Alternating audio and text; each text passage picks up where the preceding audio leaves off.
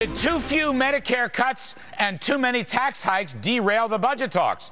Oklahoma Republican Senator Tom Coburn abruptly announced on Tuesday that he's boycotting future Gang of Six meetings, potentially a fatal blow to budget negotiations. So Senator Coburn joined me for an exclusive CNBC interview earlier today. Please take a listen. Senator Coburn, welcome back, sir. Larry, thank you. It's good to be with you. All right, so let me ask you the obvious question. Why specifically did you walk out of the Gang of Six bipartisan budget talks in the Senate? Well, specifically, I didn't think we were making the progress in the areas that we needed to make the progress. And I had a frank conversation with Dick Durbin, and he thought we were at impasse. I agreed that we were in impasse. And his words to me is we've been at impasse for a couple of weeks. And so what I've done is take a sabbatical, and I'm going to produce a document that's going to show you how we can get out of the trouble, and then we'll let everything else be compared to that. My staff and I have the capability of doing that, and we'll just see. And I'm not abandoning it completely, but whatever we come up with has to solve the very real problems, and it can't be light. It's got to recognize that entitlements are a significant portion of our problem, and if you don't really address those, you haven't fixed the problem. So let me ask you, you're using the word sabbatical. What would it take to get you back in? Is it an issue of Medicare? Are there other entitlements? Are there tax issues? What would get you to go back into the talks? Because potentially that was a very powerful group. Well, first of all, I don't want to debate that through the media, and I'll be talking with those guys intermittently from time to time. What has to happen is we have to have a viable solution to our problems. And if I think that's achievable, I'll be the first one back there. But it's not fair to them. Each one of these individuals worked in great faith. But look, realistically, we cannot solve our problems unless we generate growth in this country. And the only way we're going to do that is back off on a lot of regulations, create a tax structure that's going to cause investment to happen, and get dynamic returns that actually increase the revenues coming to the federal government.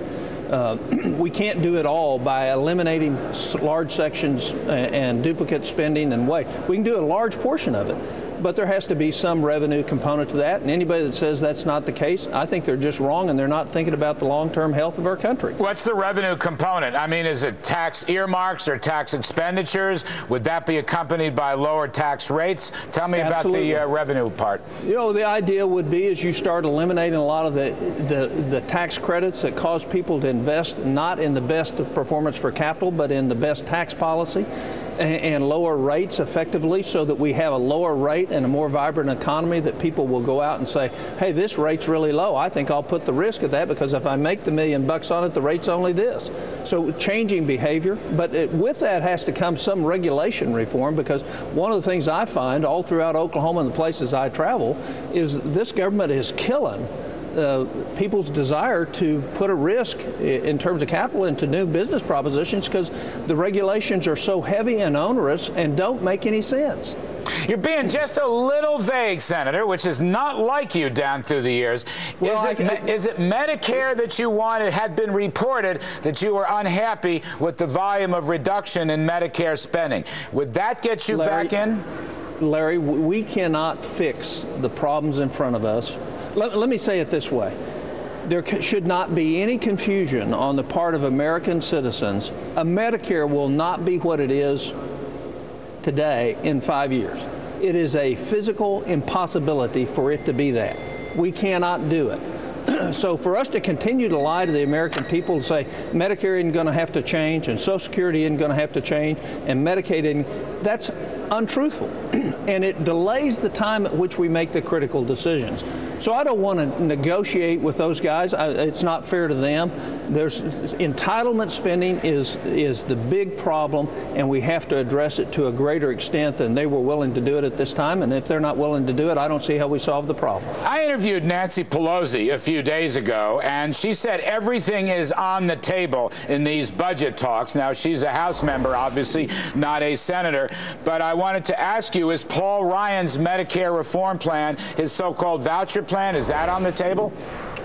Well, it should be. You know, our problem in health care isn't that we don't have a Medicare program. The problem is health care costs too much, and the reason it costs too much is $1 in $3 that we spend on it doesn't help anybody.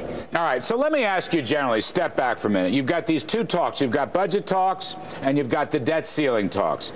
If we don't get a strong 2012 budget out 10 years, or alternatively, or if we don't get a debt ceiling deal that has serious budget reductions and budget caps and reforms, I just want to ask you, is this country going into a financial crisis? We're going to be downgraded again by S&P and the other rating agencies.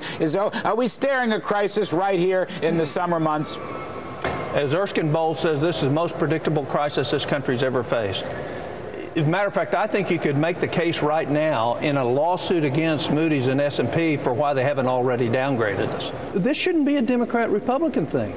Our problems are urgent, they're immediate, and they're severe, and lack of action is going to make the difficulty in solving them even greater. All right, we're going to leave it there. Senator Tom Coburn of Oklahoma, not exactly out of the budget talks, but not in them either. Thank you, sir. We appreciate it. You're welcome. Good to talk to you, Larry. All right, thanks very much. All right, next up, President Obama threw Israel under the bus in today's big